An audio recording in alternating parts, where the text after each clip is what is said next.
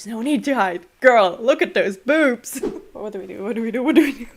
I'm so excited. So I haven't watched any episode yet. If I say something stupid that's gonna get resolved in 2 episodes, I'm sorry. Sorrows, prayers. Let's get into it.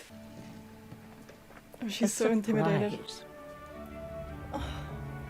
Oh my god, I'm getting teary-eyed. Why? I just started, not even 1 minute in. I'm so happy they left out the book part. In the book, they're actually arriving at the Featheringtons' house, and Penelope falls flat onto her face while getting out of the carriage. Then Colin yanks her up, almost dislocating her shoulder. An announcement came with great speed. I love the way they shot this. Do you hear her heartbeat? Great speed, indeed. It's her heartbeat. I love how she's like completely lost. Like this is so not what she thought was gonna happen.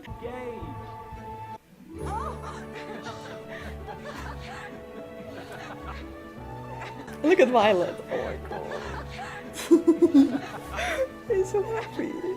We've seen a promo of this, but like... Do not think Penelope can breathe. So cute, look at him. He's already worried about her. This is the Colin, my wife, Bridgerton that we've been looking for. I'm delighted for you both. Oh, look at Violet. Her voice cracking. Oh. For how long have you had feelings for him? Oh. Do not answer that. I do not want to know. Oh.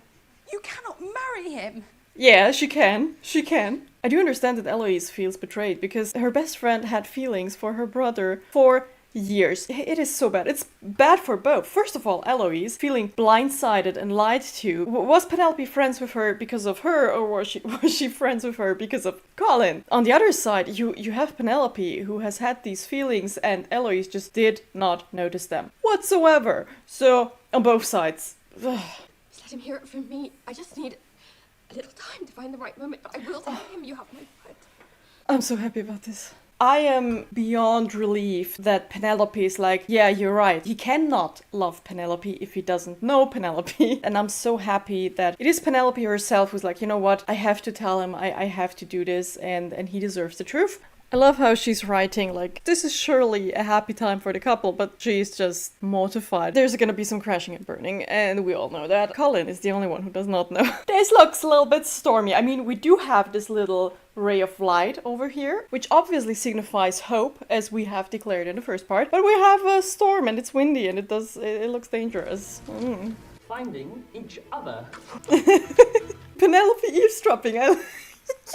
This is even better than I imagined. I love how she's just standing there and listening to their reaction instead of just going down for breakfast and telling her family that she's engaged right now. This is great. This is... I can't. In the book, Lady Danbury is actually way more involved in this whole story. She sees some parts of herself in Penelope. She also realizes earlier on that Penelope had feelings for Colin, and she kind of encourages her. Mother of my child.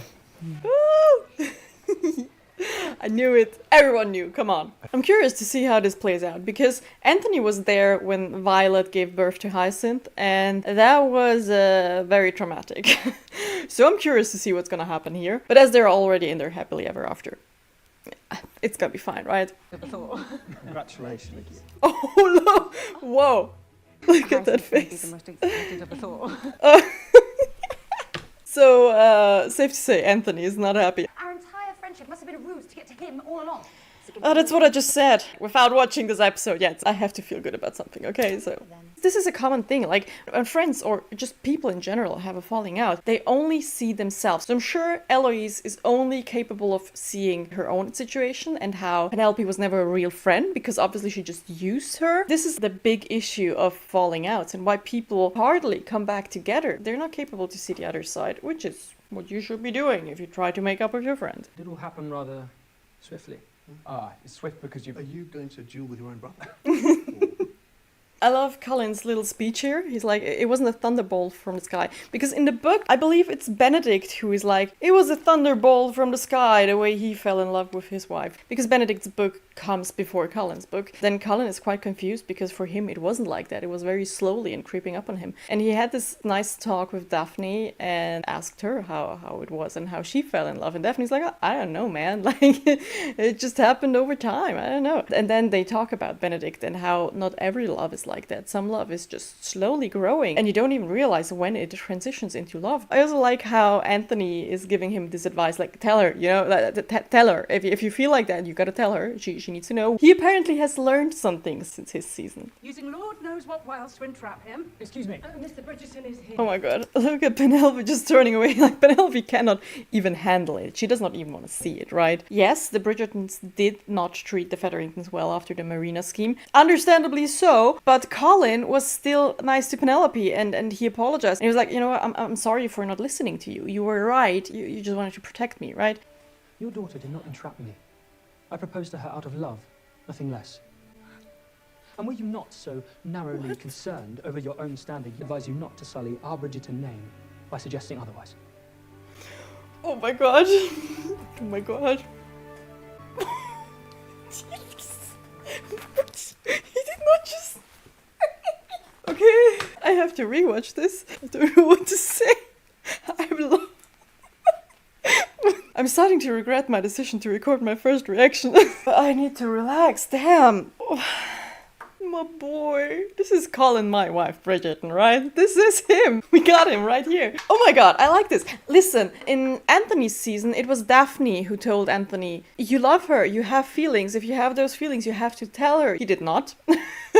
Because that's Anthony. But later on he did. And Anthony just passed on that knowledge in the last scene. I need to say, Portia has a point. Colin has always been flirting with the girls. His mother also said it when he proposed to Marina. He's always flirting and nobody takes it serious. Then the second thing is he comes back this year, is apparently a capital R rake. And now he is engaged to Penelope. As a mother, you kinda would be concerned about that. I do understand that. And also Penelope being unchaperoned the whole night. So now she has probably been compromised, which she has been compromised. Now any other proposals are off the table. I get it. But then again, being so horrible to your child is not a good thing.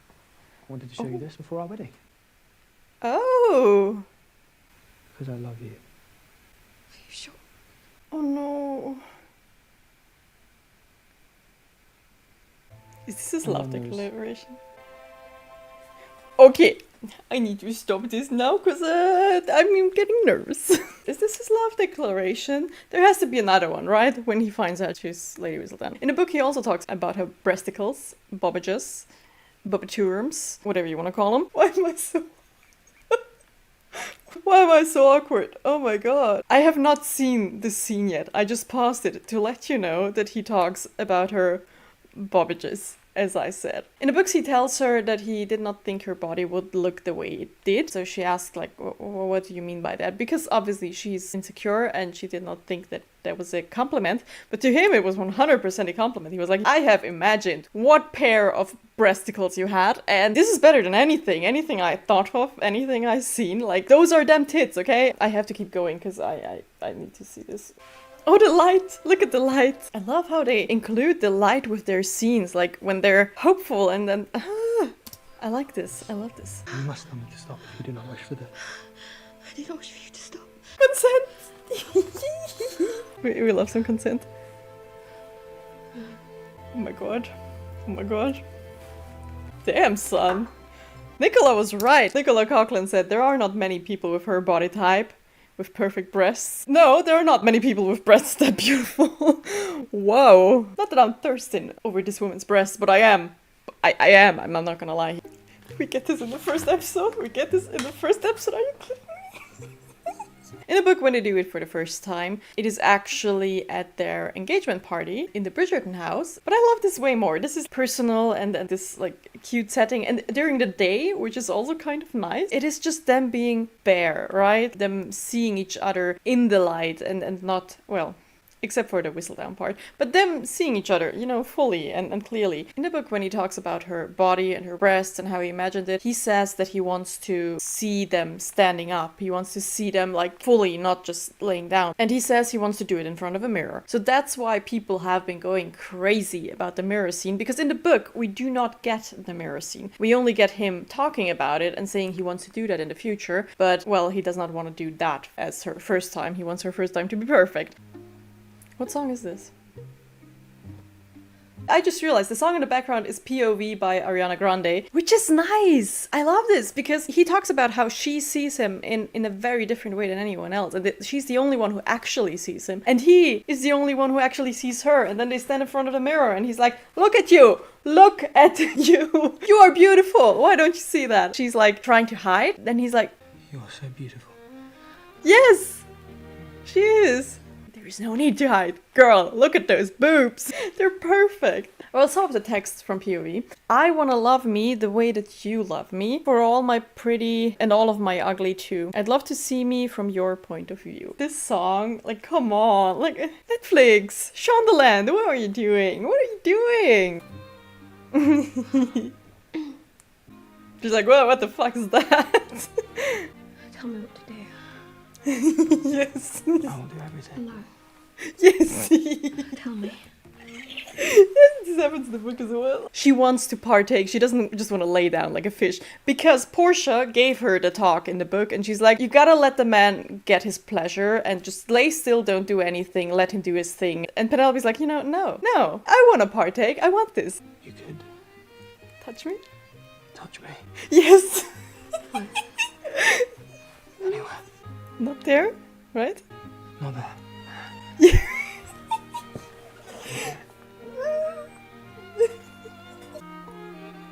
Oh, we're gonna get the whole scene. Okay, wow.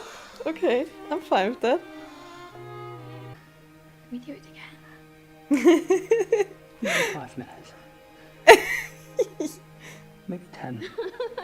This has so many parts from the book, as you could have guessed. Luke Newton really did a great job of implementing what was going through Colin's mind in the book. He thinks about this and he's like, you know, this is her first time. He doesn't want to do it in front of a mirror. He wants to actually lay down because she deserves to have like a proper first time. He wants her to feel good and he is so worried about it hurting. As he said here, it's just gonna be this one time, I hope, and after that it should be fine, and tell me if I should stop. And he wants her to tremble beneath him. Those are all the thoughts we get in the book. And I feel like Luke Newton did an amazing job. I have to say, I wish that this would have happened after the Whistledown reveal, but we cannot have it all. This scene is amazing and beautiful. I will take this as a free pass to demand another sexy scene. Oh, finally, some Cantonese scenes. I've been deprived. The Indian-inspired dress? Wow.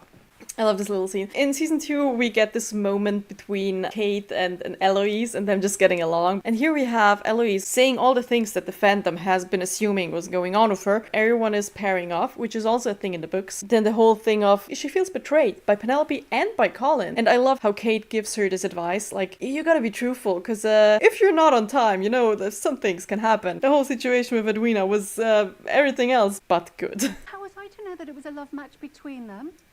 It is sadly uncommon, Oh. not just for Penelope. Oh, I like this. I mean, Portia Featherington is a widely misunderstood character. A lot of people are like, well, she's just a bad mom and she's mean-spirited and this and that, but it's actually not like that. Portia is a lioness. She tries to protect her family. Her husband is dead. Nothing of those things that she said were meant in a mean-spirited way. Yes, she could have done better than to insult her daughter. Obviously, there is a better way to do that. But, you know, the thought behind it is she actually tries to protect them. She means well, and that is worth something. Obviously not the perfect way, she's not a Violet, but it's something, right? And she's funny. Recently went through the book again, and when Aunt Petunia dies, it's actually Penelope and the solicitor working together to get some of the Whistledown money to the Featheringtons. That's how they hide it from the family, and that's how they get the money. It's not actually a scheme, but yeah, side story. Do I look a mess? Yes. You and my mess. This is from the book. In the book, it's actually them being in the Bridgerton, I believe, informal drawing room. Eloise lets them be alone and closes the door behind them. Then they have this make-out session, and after that, she's like, do I look a mess? And he's like, yeah, yeah, you do. But you're my mess, so it's fine. There is nothing that compares to this. Not even the women in Paris. She did not just say that. Not even the women in Paris. Them. Pen has balls. She tried to tell him. And of course, like the classic movie trope of, I'm trying to tell you, but there's things happening and I cannot tell you and I want to, but it's not. And it's like, I'm gonna have to wait for 2 episodes to see that, right? I am always wondering what time frame they have, because most of the time they have warm weather, but the social season starts after summer, because during summer all of the people go to the countryside because it's way cooler there and way nicer, but usually it looks always super warm and nice, and this is the first time it looks cold. See the horses? You can see them breathing. Oh, what did you wish to tell me? Nothing. Oh no, she changes her mind. Telling him would be one thing. The Majesty searching for Whistledown and Whistledown actually being revealed is a whole nother thing. That is not just dangerous to her, but it is quite dangerous for him as well. Oh, these are his journals, right? Yes. What is he writing? Is he figuring out himself that he wants to be a writer? Because in the book, it's Penelope who tells him. He's going through his journals and writing some things down. I don't know if he's taking out passages to show to Penelope, but something is happening. Something is going on there. I love his little speech with Eloise. He's like, you know what? This would have been your dream just like 5 months ago. It's, first of all, somebody reminding her how great of a friendship she had with Penelope, but then also being like, could you just do it for me? Another thing, is this the jacket he had on in the air balloon scene? Because it looks like it. I'm not gonna forget that jacket. It is that, right? Very well. Oh no, look at Portia. Portia's trying to make up to her. That's a nice thing, but Penelope's still like sussed out by that. Understandably so. Eloise mentioned that Miss Calvert invited herself. She can watch you in your triumph. That is cute. This is also in the books. And I believe in next episode, Cressida is probably gonna reveal that she is Lady Whistledown. In the books, that happens earlier, and she is invited despite that fact. Colin knows how Cressida has behaved towards Penelope. And he's like, you know what? She's gonna be invited. First of all, we're not gonna cast her out of society. And second of all, she shall see how happy you are. Will you help me? Of course, just... Eloise is, oh my god, girl. Listen, you have a new friend. Why can you not be there for your new friend? That might prevent your new friend from doing dumb stuff. Eloise really has a point here because she is also lying to her brother, and I 100% understand that. I don't understand why she only gives her till midnight, but she is right. It should happen rather sooner than later. But in the mud, you may happen to be blessed with your future bride. Yeah. It was my atrocious riding that led me to meet Miss Featherington. It wasn't the riding, it was the wind that blew off her head. Come on, Colin. Us all to your good health. Knowing what she's implying, obviously this is super backhanded, but knowing how Eloise is, it also seems like her to be like, well, until the clock runs out, like, until we die. Oh, look at I have to Violet! say, sometimes I... Why does this woman make me so happy? Oh, look at her face. At first I would I love how Kate and Anthony are getting so riled up. They're so competitive, it's amazing. I love it. This is Cressida seeing it like she's alone. She's on her own with this. There's no Eloise helping her out. This is 100% her being on her own because Eloise is preoccupied. This is how Cressida figures she should reveal herself as Lady Whistledown. Colin just said nobody wants to marry Whistledown. Obviously for Penelope it's like, okay, I guess I cannot tell you. But for Cressida it's a, I do not want to marry this old man. And I get the money. I haven't seen the other episodes yet, so I don't know, but I'm excited. Okay, let's see what's going on. It's almost 12. Oh my god, what's happening? excuse me. Oh, he sees something's off. Once. Oh Could you yeah, mention this the is when she money? realizes. Yes, she's deciding it right then and there. And then, of course, there is the fact that she would not And have to marry. Colin? Did Colin just walk away? Colin, my wife, Bridgerton, are you actually just leaving her And then, alone of and course, walking there is away? the fact that she What are you doing? That is a She's obviously almost having a panic attack. Why did he just go away? You run off too. I was looking for you. I'm He was looking for her and then he went away. Like, man, what are you talking about? If you do not now share my feelings. Colin, Oh, I need to tell you something. oh, he thinks... We have some news. She said, oh my god, everything's happening at once. It's going down. Like, what is happening? No, Krista. I am she. I cannot breathe. Damn, a girl just dead fainted to the ground. I mean, we see so many. Why did my girl fold like that? Pen being like, okay, it's 12. I have to tell him right now. Obviously on the verge of a panic attack. The last thing she heard her man say is nobody wants to get married to Whistledown. Obviously she's having a panic attack. Like, then we have Eloise, legit, walking up to Colin at 12 and be like, brother, listen, I have some tea. And then we have these two dorks revealing their pregnancy. And then we get Cressida. I called it. That's what I said is gonna happen, and I'm gonna keep that in the video. Wowzy, what an episode! I'm so thrilled for the next one. If you want to see what happens, because I don't know yet, I have not watched it yet. Here goes. I'm off to watch the second episode, and I'll see you guys in the next one. Bye! Don't give a fuck.